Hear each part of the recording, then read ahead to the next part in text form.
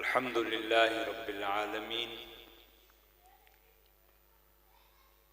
वस्सलातु वस्सलामु अला मन कान नबिय्यन व आदम बैनल माइ वत्तीन व अला आलिहि व अस्हाबिहि व अज़वाजिहि व अहली बैतिहि व उम्मतिहि अजमईन। अम्मा बाद फ़अऊज़ु बिल्लाहि मिनश शैतानिर रजीम। बिस्मिल्लाहिर रहमानिर रहीम। मा कान मुहम्मदुन अबा अहदिम मिर रिजालिकुम वलाकिन रसूलल्लाह व खातमन नबिय्यीन। क़ाल नबिय्यु सल्लल्लाहु अलैहि वसल्लम अना खातमुन नबिय्यीन ला नबिय्य बअदी औ कमा क़ाल अलैहि सलातु वस्सलाम।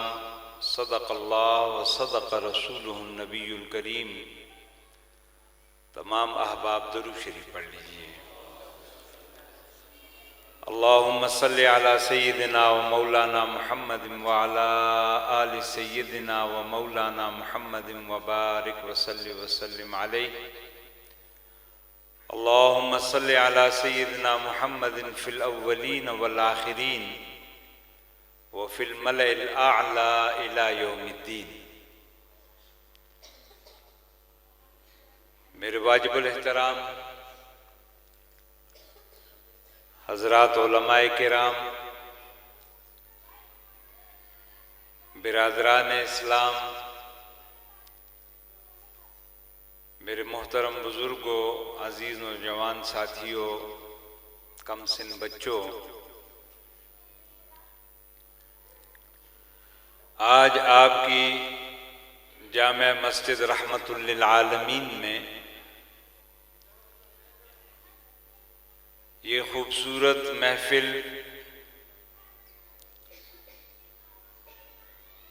इमामुल अंबिया सरदार दो जहां शफीउल मुज़निबीन रहमतुल लिल आलमीन मुहम्मदुर रसूलुल्लाह, सब कहते हैं सल्लल्लाहु अलैहि वसल्लम की ख़त्म नबूवत के उन्वान से अल्हम्दुलिल्लाह की ये सजी हुई है। ख़त्म नबूवत का उन्वान, ख़त्म नबूवत का मौजू, ख़त्म नबूवत की अहमियत इस्लाम के बुनियादी अरकान में से एक बुनियादी रुकन है। हज़रात उलमाए किराम तशरीफ़ फरमा हैं, आपके मुफ्ती साहब मुफ्ती अताउर रहमान साहब, अहले महल्ला, उनसे भी बाद में ये फतवा पूछ लीजिएगा कि अगर कोई शख्स तमाम ईमानियात पर ईमान ले आए लेकिन सिर्फ ख़त्म नबूवत का इनकार कर दे तो वो शख्स दायरे इस्लाम से खारिज हो जाता है।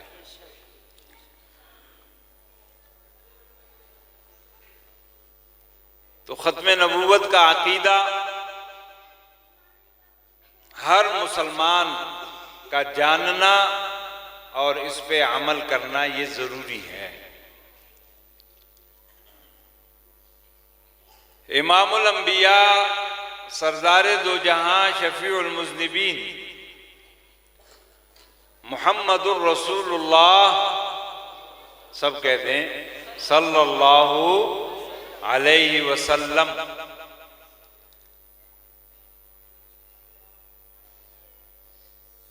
कि रसूलुल्लाह सल्लल्लाहु अलैहि वसल्लम हमारा अहले सुन्नत वल जमात का, हमारा ये अकीदा और हमारा ईमान है कि आदम अलैहिस्सलातु वस्सलाम से लेके ईसा अलैहिस्सलातु वस्सलाम तक जितने भी अंबिया व रसूल आए, और जैसे कि मशहूर है कि 1,24,000 या इससे कम व बेश अंबिया व रसूल इस दुनिया में तशरीफ लाए, और आखिर में इमामुल अंबिया सरदार दो जहां मुहम्मदुर रसूलुल्लाह सल्लल्लाहु अलैहि वसल्लम दुनिया में तशरीफ लाए और नबूवत का और रिसालत का वो सिलसिला कि जो अल्लाह ने इंसानियत की हिदायत, इंसानियत की रहनुमाई, इंसानियत की तरबियत के लिए आदम अलैहिस्सलातु वस्सलाम से शुरू किया, मुहम्मदुर रसूलुल्लाह पर आकर अल्लाह ने उसको मुकम्मल कर दिया। और यही वजह है कि अल्लाह ने खुद कुरान में ऐलान कर दिया कि अल यौमा अकमलतु, बोलो ना, लकुम दीनकुम, कि आज मैंने तुम्हारे लिए तुम्हारा दीन क्या कर दिया, मुकम्मल कर दिया। ये ऐलान अल्लाह ने ना हजरत आदम की रिसालत के बाद, ना हजरत नूह के, ना हजरत इब्राहीम के, ना हजरत इस्माइल के, ना हजरत मूसा के, ना हजरत ईसा के, ना हजरत नूह के, ना हजरत दाऊद के, किसी नबी की नबूवत और रिसालत के बाद, न तौरात के नुज़ूल के बाद, न ज़बूर के नुज़ूल के बाद, न इंजील के नुज़ूल के बाद, न शीस अलैहिस्सलाम के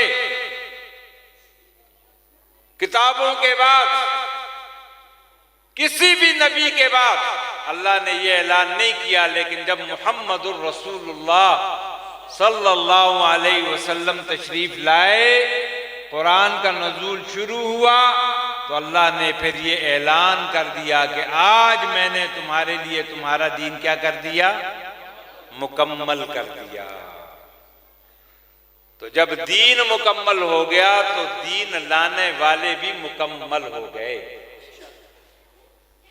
इसलिए कि अब न नया दीन आएगा, न नई शरीयत आएगी, न नया पैगाम आएगा, न नया कानून आएगा। जब नया दीन नहीं आएगा तो नया दीन लाने वाला भी नहीं आएगा। और इसलिए हमारा अहले सुन्नत वल जमात का ये अकीदा और नजरिया है कि अब रसूलुल्लाह सल्लल्लाहु अलैहि वसल्लम के बाद अगर कोई नबूवत का दावा करता है, नबी के खलीफा होने का दावा करता है, नबी के नायब होने का दावा करता है, नबी के जनाब मन कायम मकाम होने का दावा करता है, तो ये तमाम दावे करने वाले कौन हैं, बोलो ना, काफिर हैं, झूठे हैं, दज्जाल हैं, कज़्ज़ाब हैं। वो झूठे, कज़्ज़ाब और दज्जाल तो हो सकते हैं, नबी नहीं हो सकते। और यही वजह है कि इमाम आज़म इमाम अबू हनीफा रहमतुल्लाह अलैह, उनका ये फतवा है कि अगर आज कोई शख्स नबूवत का दावा करता है और दूसरा सिर्फ उससे दलील मांग लेता है, सिर्फ इतना कह देता है कि तेरे पास नबूवत की दलील क्या है, तो इमाम आज़म इमाम अबू हनीफा रहमतुल्लाह अलैह का ये फतवा है कि दलील मांगने की वजह से वो शख्स दायरा इस्लाम से खारिज हो जाएगा। क्यों भाई? अभी तो उसने न उसकी नबूवत को माना है, न तस्लीम किया है, न उसकी तस्दीक की है, न तायीद की है, सिर्फ इतना कहा है कि दलील क्या है। तो इमाम आज़म इमाम अबू हनीफा रहमहुल्लाह ने फरमाया कि कुरान की तकरीबन 100 आयात कि जिनसे रसूलुल्लाह सल्लल्लाहु अलैहि वसल्लम की खत्म नबूवत वाज़े होती है, और सैकड़ों नहीं हजारों अहादीस मुबारका कि जिससे नबी करीम सल्लल्लाहु अलैहि वसल्लम की खत्म नबूवत पे वाज़े दलाइल मौजूद हैं। तो इन तमाम दलाइल और बराहीन के बावजूद अगर कोई शख्स किसी से दलील मांगता है तो गोया उसका फिर कुरान और हदीस पे एतमाद नहीं है।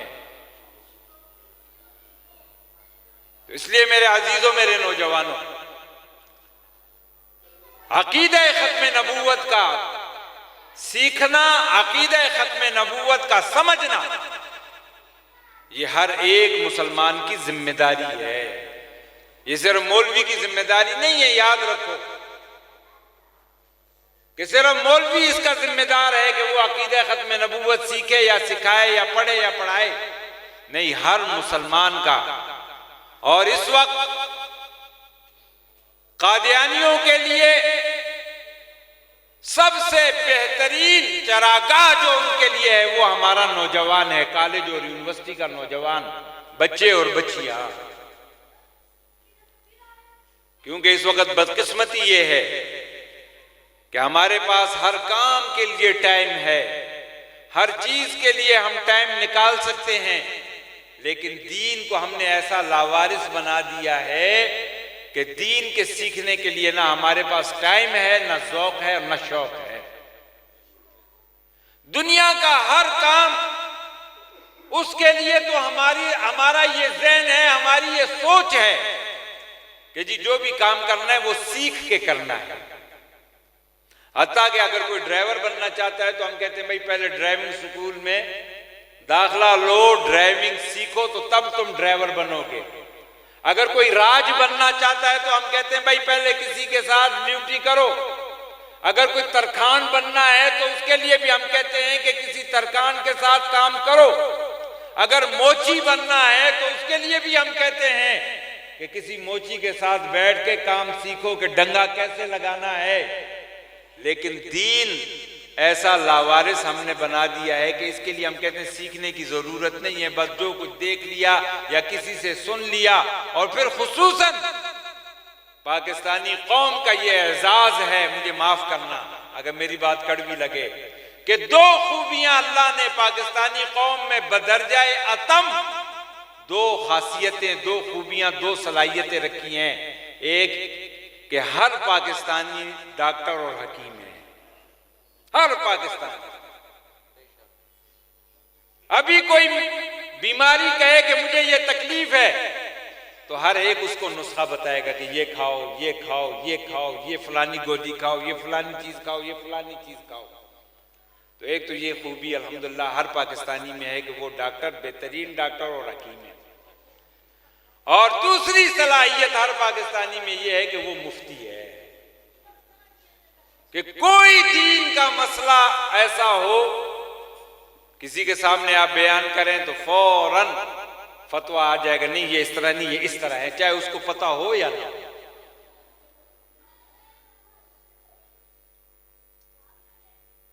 तो ये हमारी बदनसीबी कह लें, कम अक्ली कह लें कि दीन के साथ हमारा रवैया ये है कि हम समझते हैं कि शायद इसके सीखने की जरूरत नहीं, या दीन के साथ हमारा रवैया ये है कि हम कहते हैं कि दीन तो हमने मौलवी को ठेके पे दे दिया है।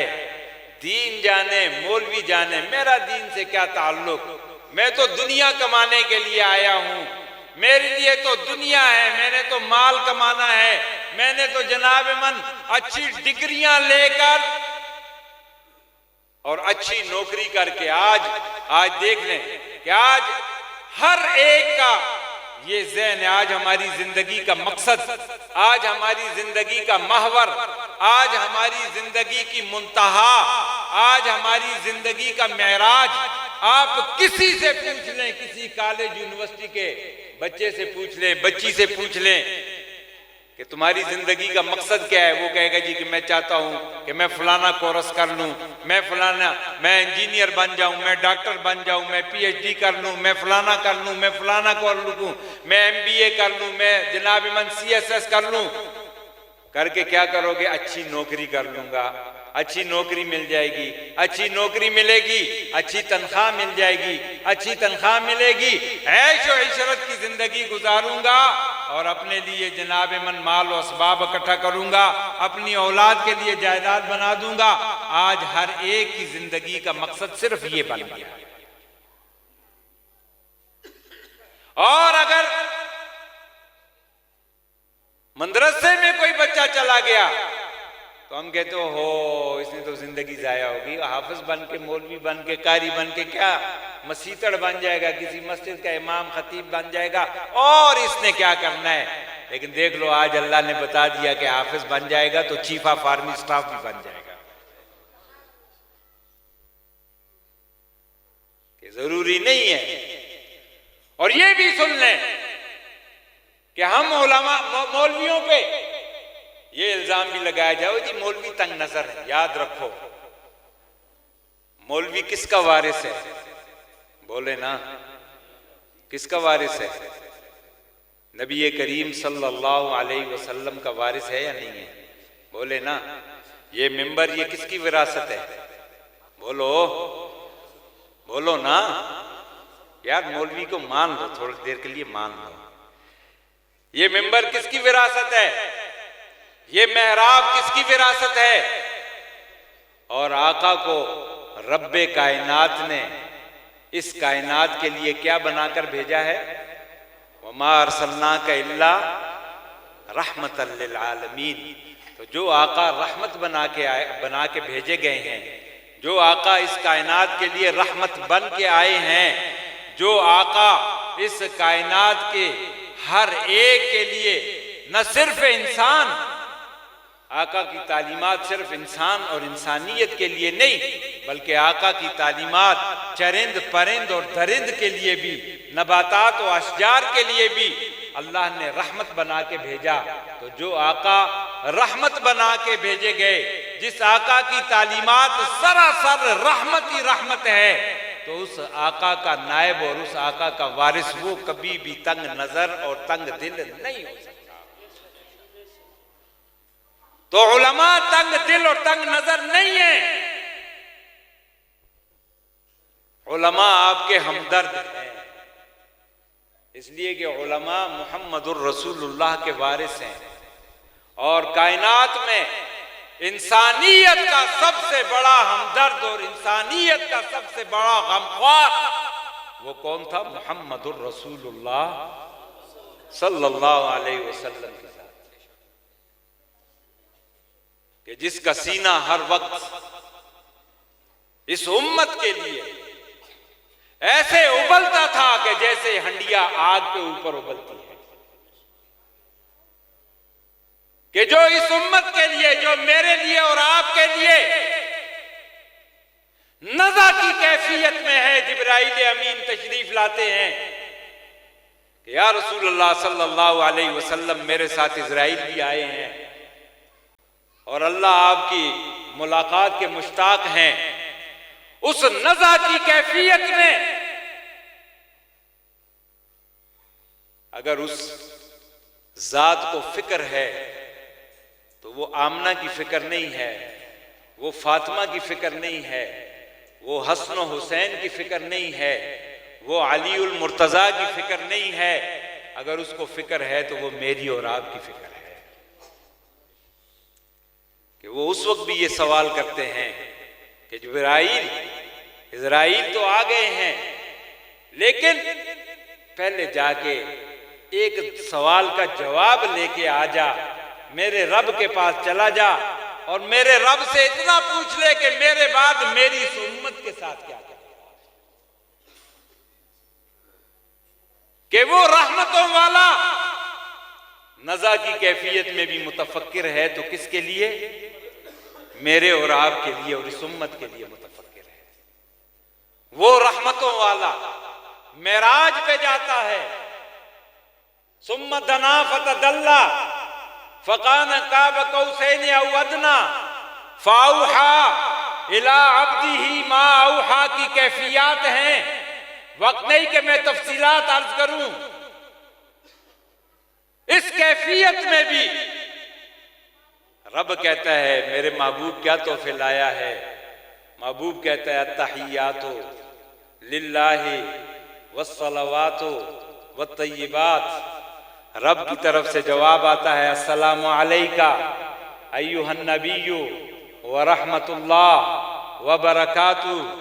तो वो रहमतों वाला उस मकाम पर भी कि जहाँ सुम्मा दना फतदल्ला की कैफियत है, जहाँ पे सुम्मा दना फतदल्ला फकाना काब कौसैन औ अदना की कैफियत है, फाउहा इला अब्दिही मा औहा की कैफियत है।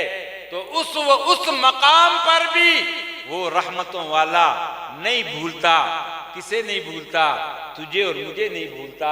वहां पे भी वो रहमतों वाला कहता है अस्सलामु अलैना व अला इबादिल्लाहिर इबादिल्लाह सालिहीन, इस इबादिल्लाह में हम सब शामिल हैं।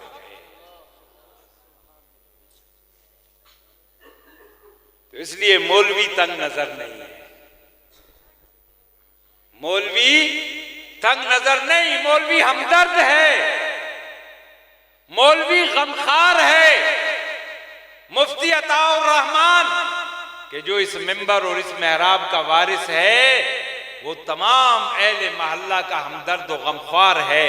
वो चाहता है कि कल क़यामत के दिन मेरे महल्ले के हर फर्द को मुहम्मदुर रसूलुल्लाह की रफाकत भी मिल जाए और शफाअत भी मिल जाए।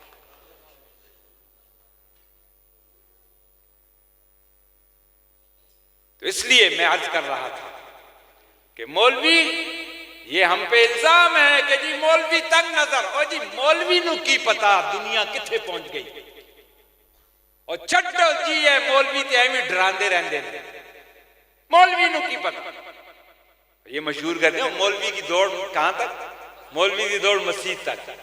ये सब वो प्रोपेगेंडे हैं कि जो उलमा के खिलाफ इस मुआशरे में करवाए जा रहे हैं। और ये करवाने वाले कौन है? ये सब कादियानी है, याद रखो, ये सब कादियानी है।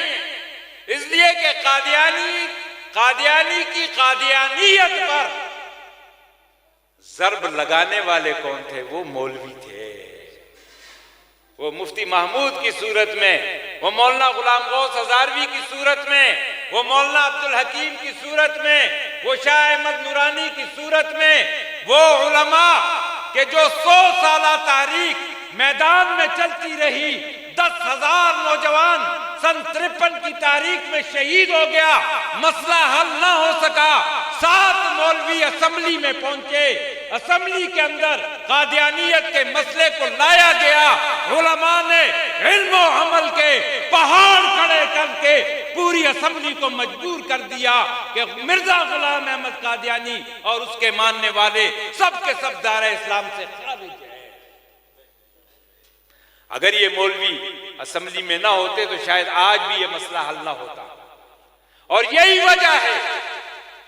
वजह है कि आज हमारे माशरे में जो आम तौर पर ये प्रोपेगेंडा किया जाता है, और जी मौलवी का सियासत नाल की काम जी, और जी हम तो उलमा की बड़ी कदर करते हैं, लेकिन सियासी मौलवी को हम नहीं मानते, मौलाना फजलुर रहमान को हम नहीं मानते।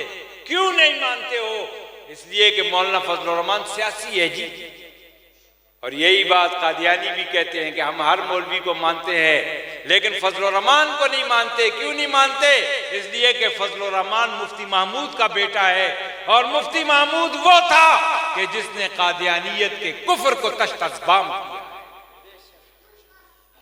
तो इसलिए मेरे अजीजों नौजवानों, ये जो प्रोपेगेंडा है ना, ये मौलवी का सियासत से क्या काम है? तो अभी जो मैंने अर्ज किया कि मौलवी किसका वारिस है, बोलो ना, अल्लाह के नबी का वारिस है ना। मौलवी इस मिंबर का वारिस है या नहीं है? बोलो ना। आप किसी गैर मौलवी को मिंबर पे खड़े होने की इजाजत देंगे? किसी गैर मौलवी को मेहराब में खड़े होने की इजाजत देंगे? तो मौलवी जिस तरह मिंबर और मेहराब का वारिस है, मौलवी जिस तरह नबी करीम सल्लल्लाहु अलैहि वसल्लम की तालीमात का वारिस है, मौलवी जिस तरह कुरान का चौकीदार है, अहदीस का चौकीदार है। याद रखो, मौलवी ठेकेदार नहीं है, मौलवी चौकीदार है। और चौकीदार किसको बुरा लगता है? चोर और डाकू को सबसे ज्यादा बुरा लगता है।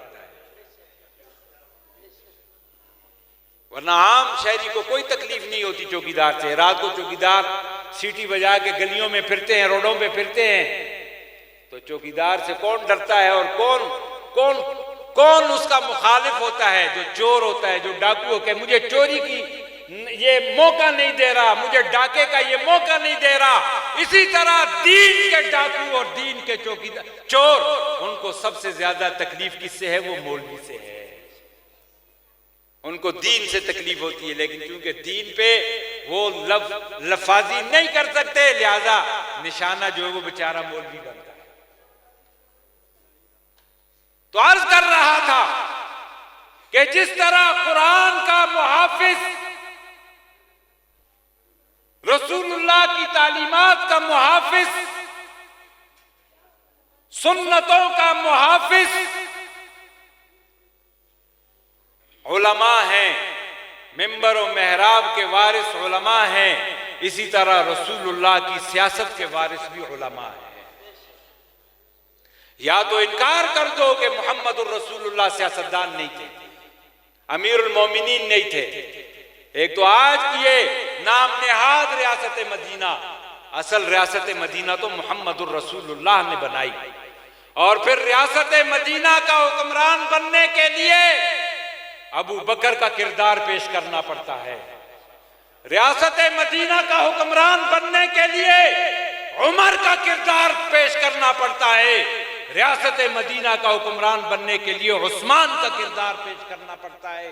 रियासत मदीना का हुक्मरान बनने के लिए अली उल मुर्तजा का किरदार पेश करना पड़ता है। रियासत मदीना का हुक्मरान बनने के लिए हसन का किरदार और अमीरुल मोमिनीन अमीर मुआविया का किरदार पेश करना।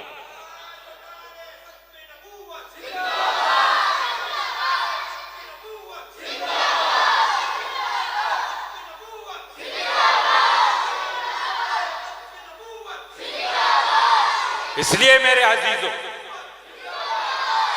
ये जो कहा जाता है ना जी मौलवी का सियासत से क्या काम, याद रखें कि सियासत का असल वारिस आज हमारी जितनी भी खराबियां हैं, आज पाकिस्तान माशी एतबार से, सियासी एतबार से, इस्तेहकाम के एतबार से, मकाम के एतबार से, अपने इज्जत व एहतराम के एतबार से, हर एतबार से जो तनज़्ज़ुल में गिरा हुआ है, जिल्लत और रुसवाई के गढ़ों में गिरा हुआ है, इसकी वजह यही है कि आज हमने वो साहिबे किरदार लोगों को पसे पुश डालकर इन नादीदा लोगों को हमने इख्तिदार सौंपा, जिसका नतीजा आज अहले पाकिस्तान देख रहे हैं। मैं चैलेंज करता हूं, चैलेंज, अगर आपका मुस्लिम लीग से ताल्लुक है, नून लीग से ताल्लुक है, तहरीक इंसाफ से ताल्लुक है, किसी भी जमात से ताल्लुक है, लेकिन हम पहले मुसलमान हैं, याद रखो। हमने पहले कलमा नबी का पढ़ा है। हमने ना मौलाना फजलुर रहमान का कलमा पढ़ा, ना हमने नवाज शरीफ का कलमा पढ़ा, ना हमने बिलावल का कलमा पढ़ा, ना हमने जनाब इमरान खान का कलमा पढ़ा। हमने किसका कलमा पढ़ा है? हमने मुहम्मदुर रसूलुल्लाह का कलमा पढ़ा है। तो ईमान से बताएं, इस 75 साल तारीख में सन 62 से उलमा असम्बलियों में है। सन 62 अयूब के दौर से हजरत मौलाना गुलाम गौस हजारवी रहमतुल्लाह अलैह, हजरत मौलाना मुफ्ती महमूद साहब रहमतुल्लाह अलैह, ये दो आलिम पहले आलिम थे कि जो असम्बलियों में पहुंचे। मौलाना मुफ्ती महमूद साहब कौमी असम्बली के मेंबर बने, मौलाना गुलाम गौस हजारवी सूबाई असम्बली KPK पख्तूनख्वा के मेंबर बने, और उसके बाद सन 70 में 7 उलमा कौमी असम्बली में पहुंचे, और उसके बाद फिर चलते चलते चलते आज अल्हम्दुलिल्लाह के 16 उलमा कौमी असम्बली में हैं। सूबाई असम्बली में भी नुमाइंदगी है, KPK में भी नुमाइंदगी है, बलूचिस्तान में भी नुमाइंदगी है। इन 75 सालों में हम चैलेंज करते हैं कि पाकिस्तान की तमाम एजेंसीज ने इन गुज़िश्ता 20 सालों में तमाम रिकॉर्ड झंझोड़ दिए। अल्हम्दुलिल्लाह कोई एक आलिम न करप्शन में पाया गया, न कर्जे लेने में पाया गया, न किसी के साथ ज्यादती करने में पाया गया, न कौम का माल हड़प करने में पाया गया। अल्हम्दुलिल्लाह कि एक आलिम भी, हालांकि वज़रा भी रहे, विफाकी वज़रा भी रहे, सूबाई वज़रा भी रहे, लेकिन अल्हम्दुलिल्लाह किसी एक आलिम पे कोई इल्जाम नहीं है। ये उलमा का किरदार है, ये उलमा का किरदार है। तो अगर हमें दीनदार क़यादत याद रखे कि पाकिस्तान की बका इस्लाम के निज़ाम में है, मुहम्मदुर रसूलुल्लाह के निज़ाम में है। और आज दुनिया कादियानियत और दुनिया कुफर, उनको ये बर्दाश्त नहीं है। आज दुनिया कुफर को ये बर्दाश्त नहीं कि दुनिया के इस 24,000 किलोमीटर का जो गोला है, इसके किसी 1 किलोमीटर के ऊपर भी मुहम्मदुर रसूलुल्लाह का लाया हुआ निज़ाम अमली तौर पर नाफिज हो जाए, ये दुनिया यहूदियत और दुनिया ईसाइयत और दुनिया कादियानियत को ये बर्दाश्त नहीं है। वगरना आप देखें कि इससे कबल अफगानिस्तान में जो तालिबान की हुकूमत आई कि उन्होंने वहां जो मिसाली अमन कायम किया, उनका फिर जुर्म क्या था? 9/11 का ड्रामा करके उनकी हुकूमत को खत्म किया गया। उनका सिर्फ जुर्म यह था कि उन्होंने मुहम्मदुर रसूलुल्लाह के लाए हुए निजाम को अमली तौर पर वहां पे नाफिज किया, और दुनिया ने देखा कि अफगानिस्तान के एक सिरे से लेकर दूसरे सिरे तक माँ बहन बेटी वो सोने से लद कर जा रही है। किसी में जुर्रत नहीं है कि वो किसी माँ बहन बेटी की तरफ आंख उठाकर देख सके। ये कुरान के निजाम का ये बरकत है। और आज आप देख लें कि आज 1.5 साल हो गया कि अफगानिस्तान में कौम की ताईद से, कौम की वजह से, जमहूरी तरीके से तालिबान बरसर इक़्तिदार आए, लेकिन न दुनिया कुफर और न उनके एजेंटों ने आज तक उनको तस्लीम नहीं किया है। क्यों? उनका जुर्म क्या है? उनका जुर्म सिर्फ यही है कि जब वो इक़्तिदार में आए, उन्हें कहा कि तुम ये जमहूरियत को तुम कबूल करो। उन्होंने कहा 40 साल हमने कुर्बानियां जमहूरियत के लिए नहीं दी, हमने अपनी जाने, अपनी इज्जतें, अपने वजूद वो जमहूरियत के लिए नहीं, हमने जो कुर्बानियां दी मुहम्मदुर रसूलुल्लाह के निजाम के लिए दी है।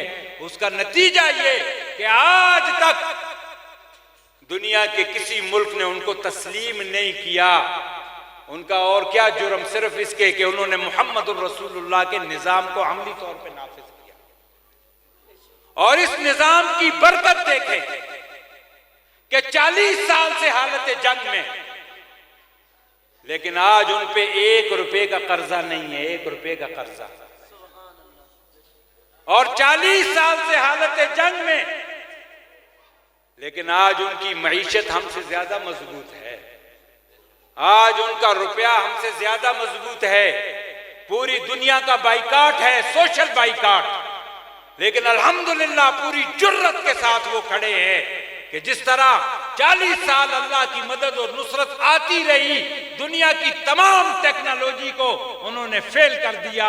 दुनिया का सबसे बड़ा गुंडा, दुनिया का सबसे बड़ा कातिल, दुनिया का सबसे बड़ा बदमाश, मुसलमानों का सबसे बड़ा कातिल अमेरिका और उसके हवारी अपनी तमाम टेक्नोलॉजी को अपनाकर आखिर पांव पकड़कर मिन्नतें करके अफगानिस्तान से जलील होकर निकले। तो वो किसकी बरकत से? कि उनका भरोसा वो मिसाइल और टैंक पे नहीं था, उनका भरोसा मुहम्मदुर रसूलुल्लाह सल्लल्लाहु अलैहि वसल्लम की लाई हुई तालीमात और अल्लाह पे भरोसा था। अल्लाह ने आज के इस दौर में भी बता दिया कि अगर मेरे साथ ताल्लुक इख्तियार करोगे तो मैं आज भी बद्र और हुनैन की सूरतें तुम्हें दिखा सकता हूं। कि जिस तरह बदर में 313 हैं, कोई असबाब नहीं, कोई वसाइल नहीं, कुछ भी नहीं, लेकिन अल्लाह की मदद आई या नहीं आई?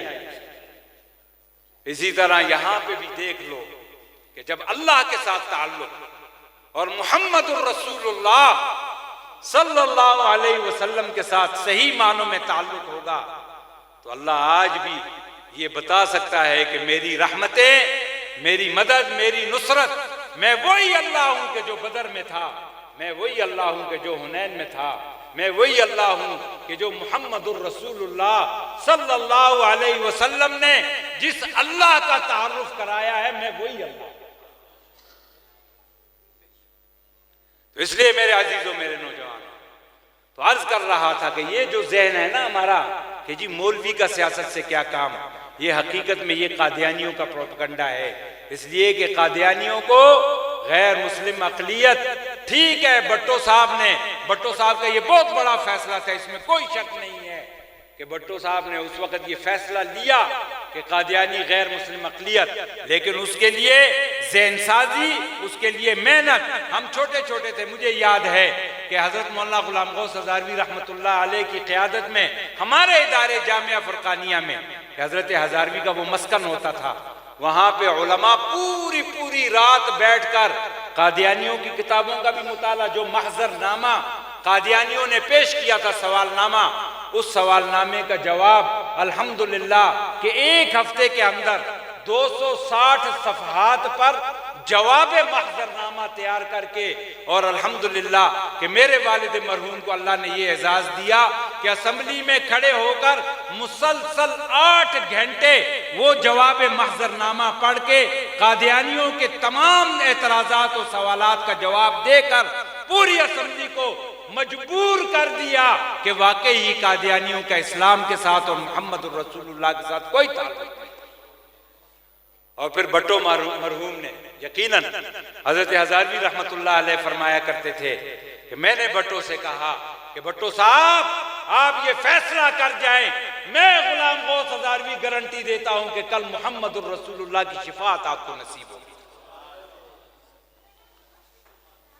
और सैयद अनवर शाह काश्मीरी रहमतुल्लाह अलैह वो फरमाया करते थे कि मैं इस बात की गारंटी देता हूं कि जो खत्म नबूवत के लिए जान माल जबान जिस अंदाज से भी खत्म नबूवत के लिए अपनी सलाहियतों को पेश करेगा, तो सैयद अनवर शाह काश्मीरी रहमतुल्लाह अलैह फरमाया करते थे कि मैं अनवर शाह गारंटी देता हूं कि कल मोहम्मद रसूलुल्लाह की शफाअत मिलेगी। इसलिए मेरे अजीजों नौजवानों, ये मामूली मसला नहीं है, मामूली बात नहीं है। कादियानी आज भी याद रखो कि आज भी ना उन्होंने आपके आईन को माना, ना आईन के आईनी फैसले को माना है, वो आज भी आईन का बागी है, वो आज भी बगावत पे तुला हुआ है। और आज भी कादियानी का सबसे बड़ी उसकी ख्वाहिश ये है कि इस पाकिस्तान को किसी तरीके से खत्म कर दिया जाए। ये आज जो माशी इस वक्त मुश्किलात हैं, इन मुश्किलात के पीछे भी कादियानियों की बदमाशी है कि उन्होंने ऐसे हालात बनाकर ये वर्ल्ड बैंक और ये IMF और ये जितने भी ये मालियाती इदारे हैं, इन सब में वो कादियानी बैठे हुए हैं, वो यहूदी बैठे हुए हैं। इसलिए कि कादियानी, आज आप देख ले कि कादियानियों का बाकायदा बड़ा मरकज और कादियानी बाकायदा इस वक्त इसराइली फौज में मौजूद है। कादियानियत चरबा है दुनिया कुफर और दुनिया यहूदियत का। तो आज दुनिया कुफर, उनको पाकिस्तान आज हजम नहीं हो रहा दुनिया कुफर को। दुनिया कुफर की ये रोजे अव्वल से ये ख्वाहिश है, और अब तो ये एटमी पाकिस्तान है, उनको ये हजम नहीं हो रहा। उनकी कोशिश है कि किसी तरीके से पाकिस्तान को दिवालिया कर दिया जाए, इसके टुकड़े कर दिए जाए। पेंटागन ने, आप सब इल्म दानिश वाले कॉलेज यूनिवर्सिटियों वाले यहां बैठे हुए हैं, तो नौजवानों तुम्हें कहता हूं कि खोलो नेट और रिसर्च करो पेंटागन को कि पेंटागन ने 2002 में बाकायदा ये प्लान दिया था कि 2015 तक आपका ये मुमलकत पाकिस्तान, ये उनका प्लान था, ये उनका प्रोग्राम था कि पाकिस्तान को उन्होंने 4 हिस्सों में तकसीम करना था। आपके अटक तक ये पुख्तूनिस्तान था उनके प्लान के मुताबिक, पेंटागन के प्लान के मुताबिक। आपके अटक पुल से लेकर सादकाबाद तक ये पाकिस्तान था, और आपके सादकाबाद से लेकर कराची तक ये जिनापुर था, और आपके बलोचिस्तान और ईरानी बलोचिस्तान, इन दोनों को मिलाकर ये ग्रेट बलोचिस्तान था। उनके अज़ाइम तो ये थे, उनका प्रोग्राम था कि 2015 तक हमने पाकिस्तान का ये नक्शा बनाना है, पाकिस्तान को इस तरह तकसीम करना है। लेकिन ये पाकिस्तान चूंकि ला इलाहा इल्लल्लाह की बुनियाद पे बना, इस पाकिस्तान के लिए मेरे और आपके आबा व अजदाद ने अपनी इज्जतों की, अपनी जानों की, अपने मालों की, अपने वतन की कुर्बानी दी है। ये पाकिस्तान वो खित्ता है कि जिसके लिए नबी करीम सल्लल्लाहु अलैहि वसल्लम ने फरमाया कि कुर्ब क़यामत के नजदीक जब इमाम मेहदी तशरीफ लाएंगे तो यहाँ से ये काली पगड़ियों वाले इस खित्ते से, इस खुरासान से इंशाअल्लाह ये मुजाहिद निकलेंगे और इमाम मेहदी के साथ जाके ताउन करेंगे। इस खित्ते से रब ने काम लेना है इंशाअल्लाह। हम हो या ना हो, इस खित्ते से रब ने काम लेना है। इस खित्ते में दीन का काम होना है। आज भी आप देख ले कि पूरी दुनिया का मुसलमान वो तालीम हासिल करने के लिए। हमारा डॉक्टर बनना है, कहाँ जा रहे हो जी? इंग्लैंड जा रहे हैं जी, अमेरिका जा रहे हैं जी, ऑस्ट्रेलिया जा रहे हैं जी, कनाडा जा रहे हैं जी। इंजीनियरिंग की जनाब मन सर्टिफिकेट लेना है तो हम यूरोप जा रहे हैं जी। लेकिन यूरोप, अमेरिका और दुनिया से इल्म हासिल करना है, कुरान सीखना है, हदीस सीखनी है, नबी की सुन्नत सीखनी है, तो कहाँ जाना है? पाकिस्तान जाना है। तो अल्लाह इस खित्ते से, इस कौम से इंशाअल्लाह अल्लाह दीन का काम लेगा। ये वैसे ही नहीं बन गया पाकिस्तान, इंशाअल्लाह हम नहीं होंगे, लेकिन हमें ये उम्मीद है कि इंशाअल्लाह मेरे नबी का वो फरमान कि एक वक्त ऐसा आएगा कि कायनात का कोई कच्चा पक्का घर ऐसा नहीं होगा कि जहां मुहम्मदुर रसूलुल्लाह का अलम न लहराए, जहां रसूलुल्लाह की खत्म नबूवत का अलम नहीं लहराएगा, ऐसा दुनिया में कोई खित्ता नहीं होगा।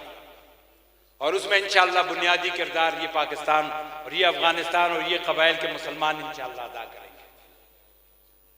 तो इसलिए मेरे अजीजों, मेरे नौजवानों, उलमा आपके हमदर्द हैं। अल्लाह जानता है उलमा आपके हमदर्द हैं, उलमा आपके गमखार हैं, उलमा इस मुल्क के वफादार हैं। मेरे वालिद मरहूम फरमाया करते होते थे कि भाई पहले हिंदुस्तान तकसीम हुआ तो हम इधर आ गए, कुछ उधर चले गए, कुछ इधर आ गए, फिर पाकिस्तान तकसीम हुआ, बांग्लादेश बन गया और हम पाकिस्तान बन गए। और अब अगर खुदा ना खास्ता कादियानियों की साजिशें कामयाब हो जाती हैं, दुनिया कुफ्र की साजिशें कामयाब हो जाती हैं, तो अब हमारे लिए आगे कोई रास्ता नहीं, अब आगे समुंदर है। और ये मुल्क है तो हमारी लीडरियां भी हैं, हमारी सियासतें भी हैं, हमारे मदरसे भी हैं, हमारे जनाब मन कारोबार भी हैं, हमारी नौकरियां भी हैं, हमारे एजाजात भी हैं, सब कुछ है। और अगर खुदा न खास्ता मुल्क न रहा तो फिर कुछ भी नहीं होगा, फिर कुछ भी नहीं होगा। आज अहले फलस्तीन से जाकर पूछ लो, ये गुज़िश्ता से पिछले साल में सऊदी अरब गया था उम्रे के लिए, तो वहां एक फलस्तीनी से, क्योंकि वो फलस्तीनी वहां सऊदी अरब में काफी अरसे से मुकीम था, तो वहां जो नए कवानीन आए, नए उसूल आए, सख्तियां हुई, तो एक फलस्तीनी से मेरी बात हुई तो वो रोने लग गया और मुझे कहने लगा कि आप खुशकिस्मत हैं कि आप तो यहां से जाएंगे, आपको पता है कि मेरा मुल्क है, मैंने वहां चले जाना है। लेकिन हम क्या करें कि हमें 20-20 साल, 25-25 साल हो गए, आज ऐसी सख्तियां हो गई हैं कि हम बर्दाश्त नहीं कर सकते, लेकिन हमें आगे नजर नहीं आ रहा कि हमने इस दुनिया में आगे कहां जाना है। तो इसलिए मेरे अजीजों, मेरे नौजवानों, इस मुल्क की कदर करो।